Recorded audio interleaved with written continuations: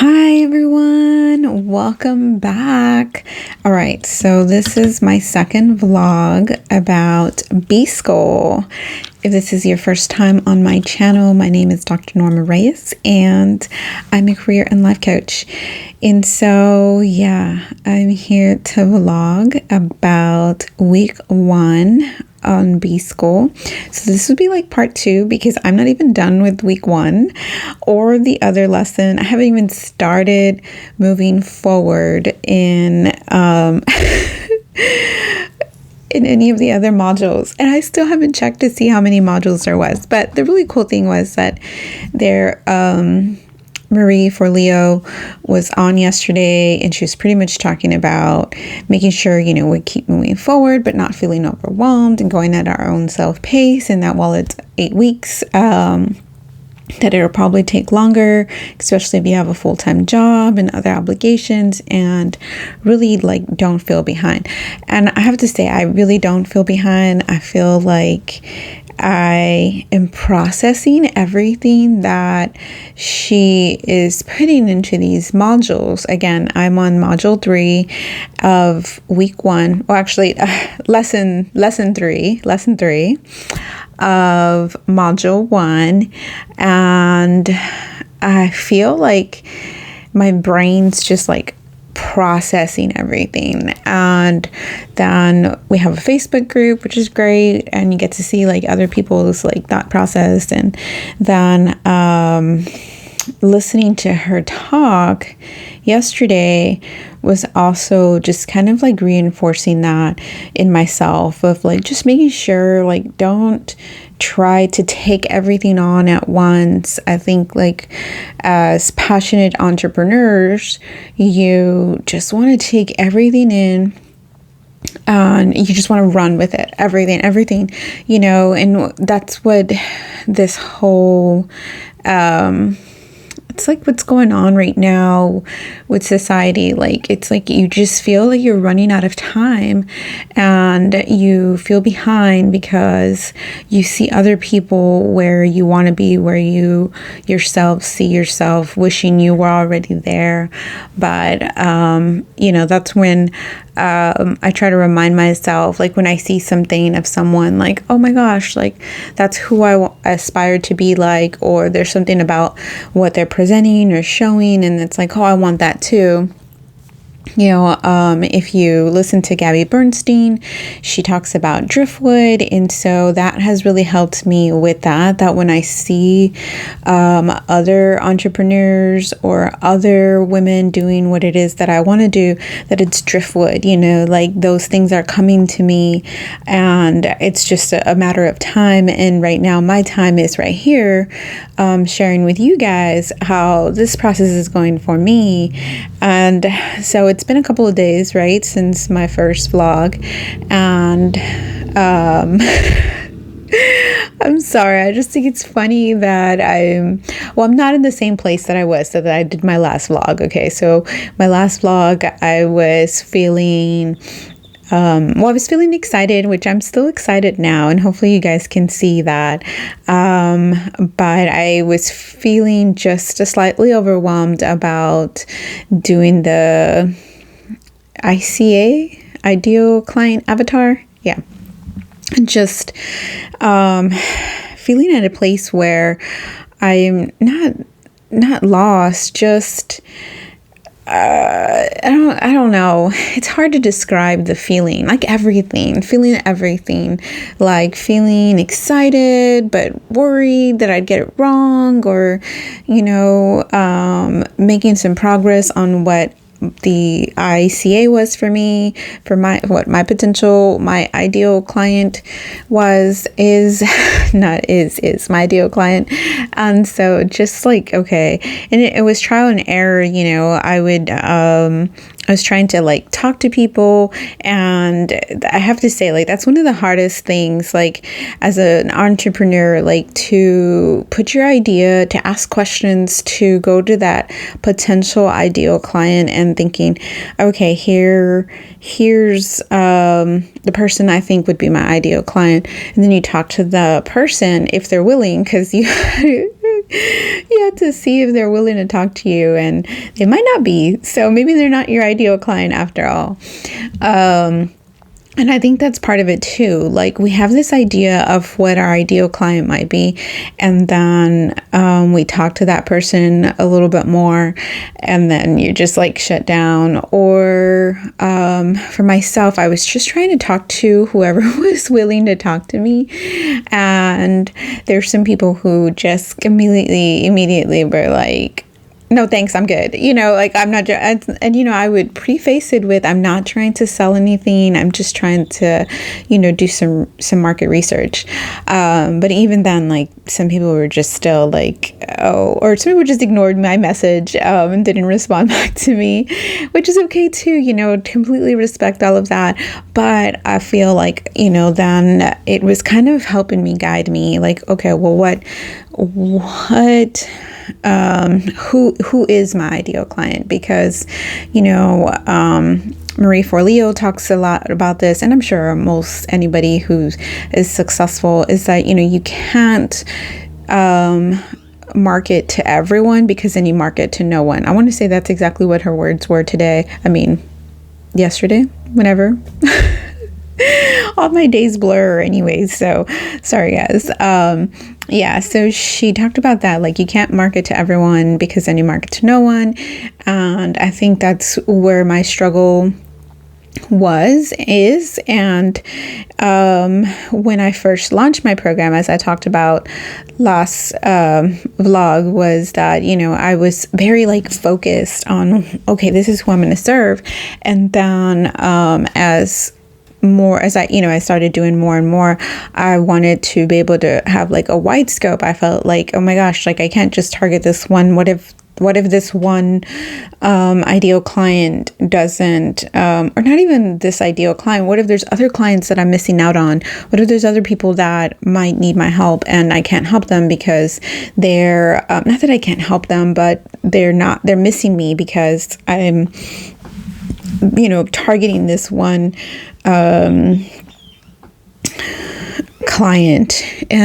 But then by doing that, like, I feel like then I was targeting no clients. And so, I mean, I'm going to be doing a lot of work on, I don't want to say my rebranding, but just kind of working on tweaking who I am and what I'm trying to offer others, what kind of value am I trying to add to others.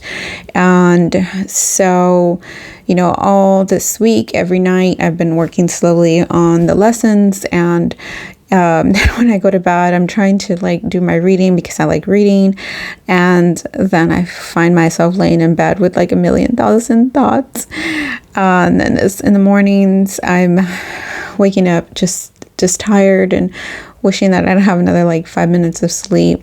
But I'm super proud of myself for sticking to my morning routine, which, if you haven't watched any of my other videos, I talk about. I wake up in the morning, I do my sun salutation, of course, regular bathroom stuff, and and I started taking vitamins. I'm not sure if any of you have watched any of my own videos, but I started taking my vitamins regularly. I used to put it in my habit tracker in my bullet journal. And if you don't know what bullet journaling is, totally go check that out. Totally squirreled right now. But yes. So I'm going to just sidetrack a little bit on that. For like 6 months plus in my bullet journal, I had been putting vitamins on there. And so for February, I did not put vitamins. It was probably the first time that I didn't. And then I started taking them. So I find that hilarious that, of course, once I stop like putting the pressure on myself about taking vitamins, I start taking them. So super excited about that. Progress takes time, guys, especially, if it's something you want to do, you'll put it in, and start working on it, even if it takes some time to get there. Like flossing. Oh my gosh. 1,000 moons ago, I had a friend tell me that, it's really important to floss. And I mean, I'm talking about like 10, 15 plus years. And Now I'm getting, I've been like flossing way regularly for, I don't know, a year now. And it feels like, anyway, I'm not going to go into random things. Back, focus, squirrel. So at night, I find myself kind of just processing all the lessons. And again, I've only gone up to lesson 3, but I feel like, you can't rush this process. Like, as much as I want to be, and I don't even want to say my end game, because there is no end game. End game is dying. Or, I mean, everybody does have an end game, and it's called you're going to die. But so where I want to see myself, I guess, let's say in the next 5 years from today, I want to be there. But to get there, I need to take this time to build a great solid foundation on what I stand on and what my company's mission is, what my business wants to do in this world, and who do we want to impact and change. What change do I want to bring to the world? And it's not even that I want to change the world. I just want to follow my passion and share my passion with everyone. And, whoever needs to hear my message and gets my message and it changes their world, that's enough for me. But anyway, so again, totally sidetracking on what it is that I wanted to say. It's like all these thoughts bombarding me all at once, and I just want to say it all at once, but it's not feasible. But I did want to share with you guys, because I did say I was going to share my ICA, so my ideal client avatar. And I'm super excited because I kept thinking like it was this type of person, and then this type of person, and then I'm like, well, they're like me, but they're not like me, and they're kind of like me. And so last night it was like this epiphany just came to me of what it was, my ideal client. So I'm just going to share with you guys a few of the attributes of my ideal client. So my ideal client is in her 30s, married with kids. She lives in an urban city, and her core beliefs are she wants to help others like her. She wants to inspire others. She believes everyone deserves to be happy. She believes everyone has potential, and she wants to give others hope. And let's see. And so there's like a big list of things here, and I haven't filled out some of them, but what conferences or events does she go to? So I put on here, she's too busy, but she would love to go to personal development conferences with women like her. And what does she do in her free time? She catches up with chores. She goes around being a soccer mom to her kids. And she wishes she could read more.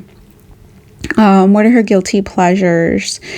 Time alone is one of her guilty pleasures, because she's so busy working and providing for her family that she doesn't have any time for herself. Because when she's home, her kids need her, her husband needs her, maybe her community needs her, but so that's like what a guilty pleasure would be. Her time alone. Coffee at cool coffee cafes is a guilty pleasure that she probably doesn't get to enjoy that often. Getting like super emotional. I have to pause for a second, guys.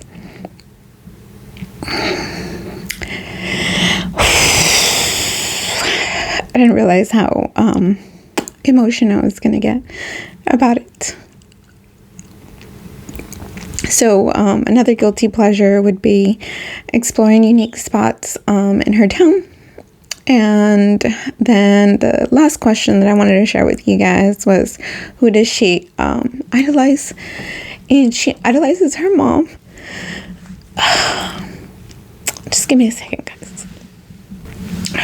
Okay, so sorry, I didn't realize all the emotions that were going to come from this, and I think that's what I was thinking about last night. Like, like, oh yes, that I know my ideal client is. So she's kind of like me, and she's kind of not like me at the same time, because she's her own unique person as well.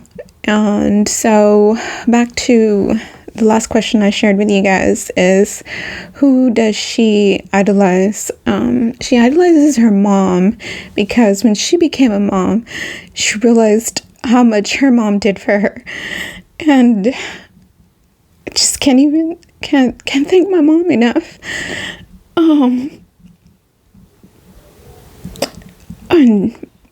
my mom was always just the most important person who has transformed me, and I can't believe that I don't tell her enough.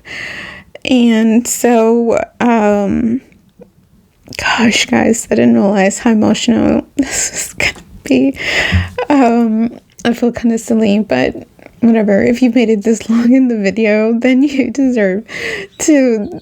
This is like real life right here. Man, I had not even processed all those thoughts and emotions, but really, when I became a mom, I couldn't even process that, and that's probably where this everything this came from.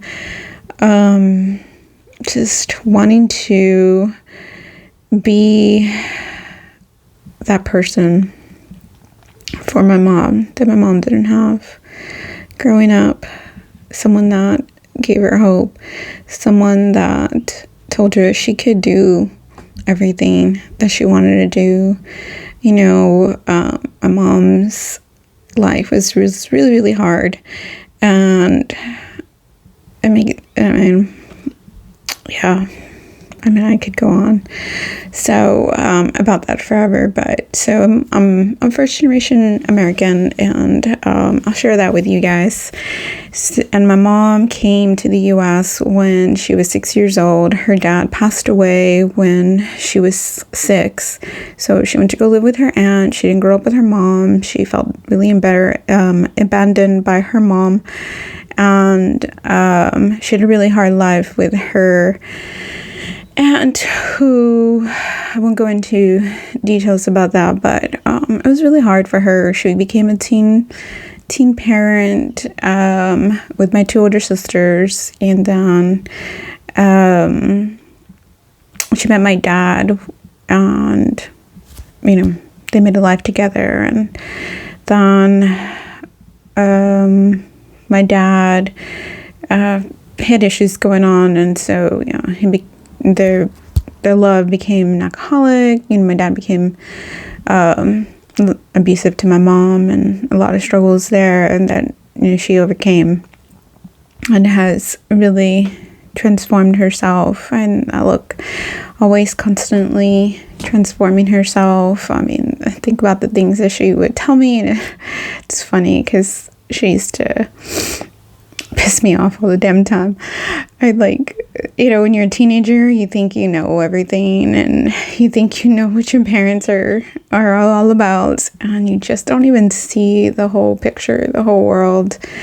Anyway, I feel like this is just going in a whole different direction than I was thinking about. So, but anyway, guys, thanks for watching, and I don't regret the decision to invest in B school. Just this whole moment was worth everything that we invested in this, and haven't even made it past lesson 3. So much to process, so much to do, so much to rework that. And this is, like I said in my first video, this is totally the foundation and when I was asking for guidance from the universe. So I'm very much into spirituality, very much like people who talk to God. I talk to the universe, and I've been asking for clarity and guidance, and definitely my prayers, wishes were answered with The Bee School by Marie Forleo. I can't even talk because I still have to process this, but yeah, the universe is just... So I'm gonna stop there, guys, because I just have so many thoughts and emotions that I didn't realize were gonna happen, and I need to finish, I just need to take a breath and process that. But thanks for watching. I will be doing another video maybe in a couple of days, just to vlog the end of the week one. Hopefully sooner than later, but I'm trying not to rush the process and taking it day by day. So however long it takes me to finish, then I'll finish, but I'll make a video when it feels right for you guys, to update you on my progress and how I'm doing. But thanks for watching. Please subscribe and share with anyone that you think might enjoy this video. Thank you.